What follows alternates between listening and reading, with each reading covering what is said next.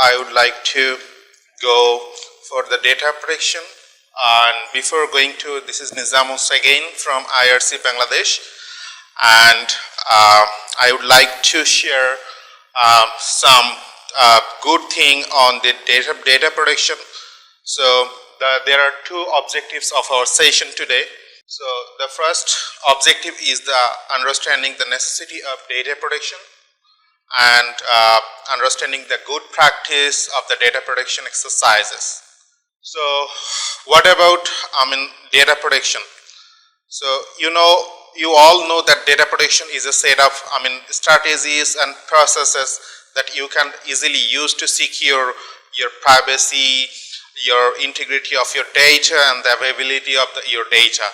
So sometimes we are also called data protection as data security, and this is a kind of strategy that is really vital for any kind of organization who are collecting, handling, storing, and sharing sensitive data. So why data protection is important? So we will see a very funny video and then we'll come. So please play the video. Good evening, sir. Thank you for calling Hot and Fast Pizzas. Can I have want to order a pizza. Surely, sir. Can I have your multipurpose identification number? One sec. Yeah, it's RSP 06031983MI. Thank you for the number, sir. Am I speaking with Mr. Rajneesh Haspuri from Baikala, Mumbai? Yes. The number from which you're calling is 9191930484 and your residential number is 22223244. Yes. But how do you know all this? We are connected to the system, sir. We have all the related information. Thank you, sir. Good. I want to order a regular size seafood pizza. Sure, sir. Good evening, sir. But that's not a good idea. What do you mean? As per your last medical records at Bombay Hospital, dated 9th August 2015, you have high blood pressure and a high cholesterol level, sir. What are you saying? As I said, we are connected to the system, sir. Only 25 minutes, sir. Oh shit. Okay. Then what would you recommend? Try a low-fat super veggie delight Mexican pizza. You will like it. And how can you say that? As you borrowed a book titled Popular Mexican Food from National Library last month, which is overdue to be returned, sir. Okay, I give up. See, I'm very hungry. Send me one of those. How much would it cost? The total cost is rupees 365 including taxes, sir. Okay, fine. You send the pizza. I'll pay for it by my credit card, okay? I'm afraid you have to pay us by cash, sir. Your only active credit card of Apex Bank is over the limit and amount due is rupees 79,765 since July 2015. That's not including the late payment charges on your last cash withdrawal. That's fine. You send the pizza. Good evening, sir. I guess I will have to go to the ATM in the next lane. Sorry to inform, but you can't, sir. You have reached your daily cash limits, which was withdrawn at an ATM at Domestic Airport Terminal B when your wife took a flight to New Delhi today. Damn it! How do you know? As I said, we are connected. Yes, you're connected to the system. Just 25 minutes. You send the pizza. Thank you, sir. I'll pay by cash. How long would it take? 25 minutes, sir. But if you can't wait, as you said earlier, that you're very hungry, you can always come to our nearest outlet. What? As you're just 4 minutes away from a nearest outlet in your area and you have a car of number MS01XC3484, your Kazi brand. Oh God! How the hell you As know? I said to you earlier, we are connected to the system, sir. What the? I just want my pizza. Okay, your order is confirmed, sir. Anything else, sir? Nothing. Would I be getting that 3 bottles of cola mentioned in your menu? We normally would, sir. But based on your medical records, you're also a diabetic and... Enough! Send the cola along, you bitch! I request you, please do not use such language, sir. You were convicted on 13th March 2015 for using abusive language to a policeman. What? And you were also arrested for misbehaving with a lady in a party. Shut up! Just shut up, you bitch!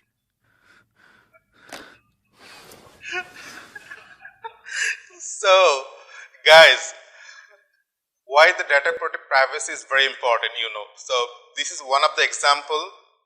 Though it is very funny, but in our life, we are sharing our data in many ways. So, when we are collecting information, different kind of information like personally identifiable information from the beneficiary and different other information. If it is public, how the information can be abused, you can see. And that is not actually, we don't want to in our daily life, right?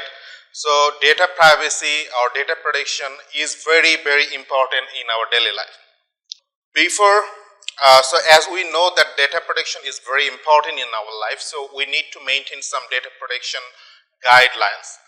So I'm not saying that you need to maintain in a specific guideline, but there are some standard guidelines that you can follow. So you know that everyone has the right to respect for his private and family life, his home and his correspondence, and it is written on the Article 8, the Equality and Humanitarian Rights Commission. We will understand what is the General Data Protection or regulation or the GDPR.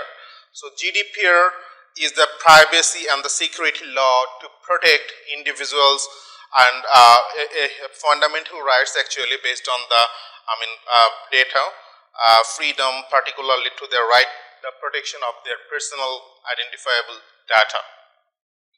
And the GDPR provides a kind of legal framework for keeping everyone's personal information to safe by requiring the companies and the organization to have the robust process in place for handling and storing personal information.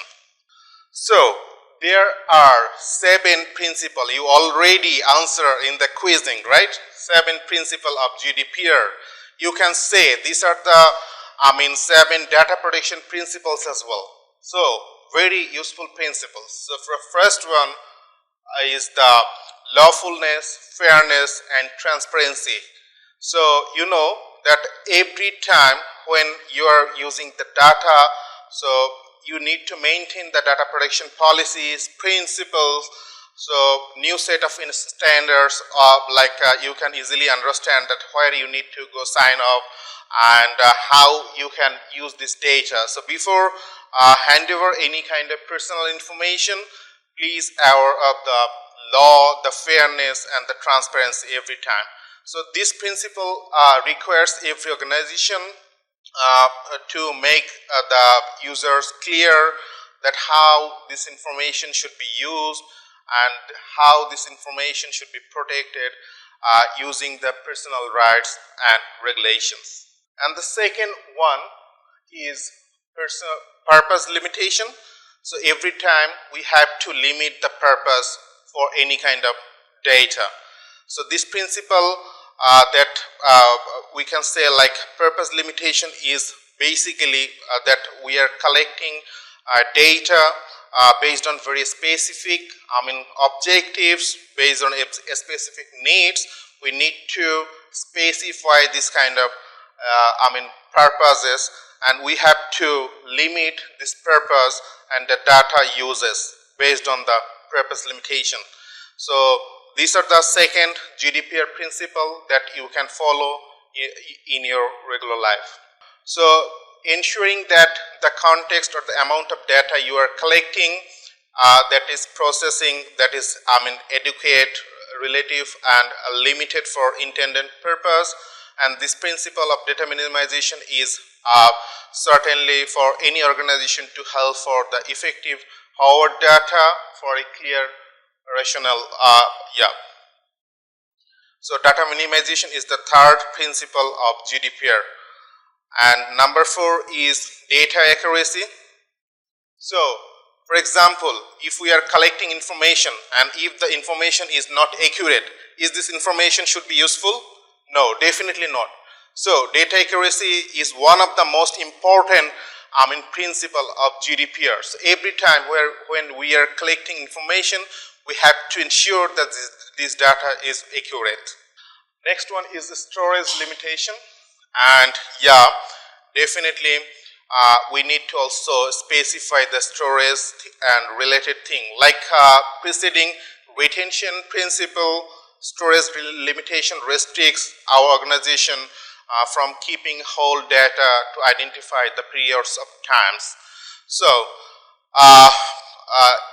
this is the public interest, so they can know how this data is archiving, how this data is using, where to use and how to use.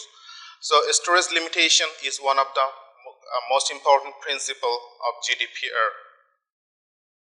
6. The next principle is integrity and confidentiality. So previously you know that security is one of the major thing in data protection. So integrity and confidentiality of personal data must be upheld with the appropriate security measures. And as with the many of other principles, there is an inherent responsibility to implement both the physical and technological controls to ensure all the compliances. And number 7, but last but not the least, so it is accountability. Like in terms of accountability, you know that every organization have to take responsibility for their personal data, how to it being handled and how the complaints will be applicated.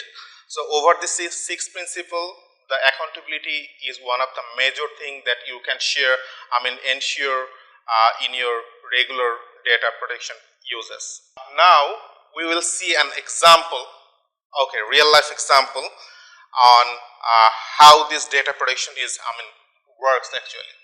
So I will read out the example. For example, an international humanitarian organization collects information about identity of individuals in a humanitarian emergency in order to provide them with the aid, and in order to do this it engaged the service of a local NGO to help deliver the aid which need to use identification information originally collected by the humanitarian organization.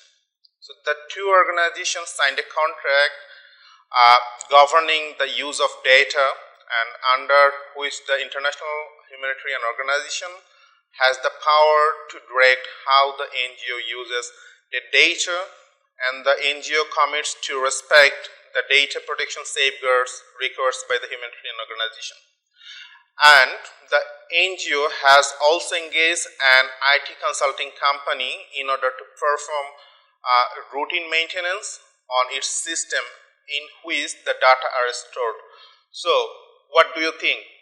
This is very important. The IT consultant company is performing the data security system, data storing system. So before going to an agreement, we have to also agree with a data protection policies and the mutual agreement, and everything should have to be clear, otherwise this data might not be protected. So we have to ensure that it must be one of the example.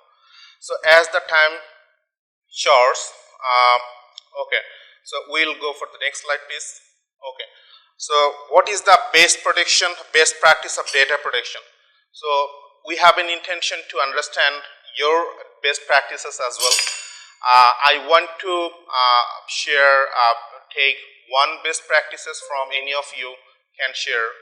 What is your best practices of data protection in terms of regular M&E work? Like anyone can share anything like what you are regularly practicing in terms of data protection. There are some best practice I can share with you that you can practice in your organization as well. I hope you already using this practice. We need to ensure the organizational data protection policies and ensure the guidelines within our staff. So we can maintain some staff data protection agreement. So there are some data protection agreement sample I have hyperlinked. Later on Katie will share this presentation to you, so you can also see what kind of data protection agreement sample should be. And we can also conduct privacy impact assessment. So before initiating any project, we also can have some privacy impact assessment, and this privacy impact assessment can also assess that is it necessary to collect the personally identifiable information or not. We need to also ensure the data protection check before going to collect PII data as per the data protection checklist. So Yesterday you already aware about the data quality assessment, right? So data quality assessment is a periodic process, like it can be yearly, it can be half yearly, it can be bi-yearly, but for the regular check you have some data protection check that you can conduct monthly on or any kind of emergency basis. So it also can ensure your data protection as well.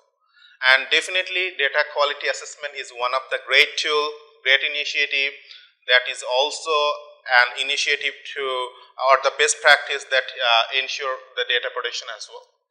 So this is all from my end. Thank you everyone.